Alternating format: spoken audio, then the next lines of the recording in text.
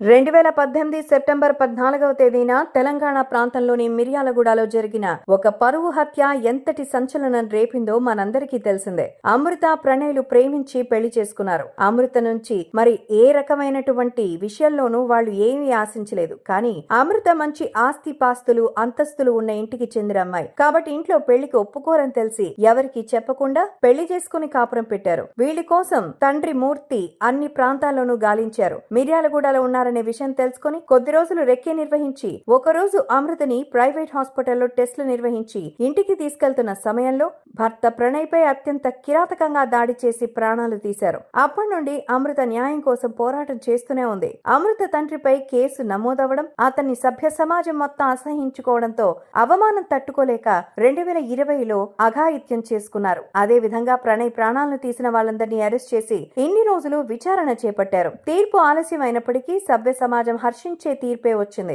ఈ కేసులో ఏటూగా నిలిచిన వ్యక్తిని ఉరిశిక్ష విధించిన కోర్టు మిగిలిన 5 మందికి యావజ్జీవ కారాగార శిక్ష విధించారు. అమృత ప్రణయ్లకు ఎట్టకేలకు న్యాయం జరిగినందుకు అందరూ హర్షం వ్యక్తం చేశారు. ఇదిలా ఉండగా అమృత సోషల్ మీడియాలో ఎప్పటి నుండో యాక్టివ్ గా ఉంటూ వస్తున్న సంగతి మనందరికీ తెలిసిందే. ఇన్స్టాగ్రామ్ లో రెగ్యులర్ గా యాక్టివ్ గా ఉండే ఈ అమ్మాయి యూట్యూబ్ లో ఒక ఛానల్ ని క్రియేట్ చేసి గత 5 ఏళ్లుగా ఎన్నో వ్లాగ్స్ వీడియోస్ చేస్తోంది. నిన్న మొన్నటి వరకు ఆమె ఇన్స్టాగ్రామ్ అకౌంట్ లో అమృత ప్రణయ్ పేరుతో ఉండేది. కానీ కోర్టులో తీర్పు వచ్చిన తర్వాత ఆమె అమృత వర్షినిగా పేరు మార్చుకుంది. అకస్మాత్తుగా ఇలా ఎందుకు పేరు మార్చుకుందంటూ సోషల్ మీడియాలో నెటిజన్స్ మాట్లాడుకుంటున్నారు. పేరు మార్చుకున్న వెంటనే ఆమె రెస్ట్ ఇన్ పీస్ అంటూ ఒక స్టోరీని అప్లోడ్ చేసింది. ప్రణయ్ ఆత్మకు శాంతి చేకూరింది కాబట్టి ఇక నుండి ఆమె కొత్త జీవితాన్ని ప్రారంభించాలనే ఉద్దేశంతోనే ఇలా చేసిందా? త్వరలోనే మరో పెళ్లి చేసుకోబోతోందా? అసలు పేరు మార్చాల్సిన అవసరం ఏమొచ్చింది అంటూ సోషల్ మీడియాలో నెటిజన్స్ కామెంట్స్ చేస్తున్నారు. దీనికి అమృత మాత్రమే సమాధానం చెప్పగలదు. సోషల్ మీడియాలో యాక్టివ్ గా ఉండే ఆమె దీనిపై రెస్పాన్స్ ఇస్తుందో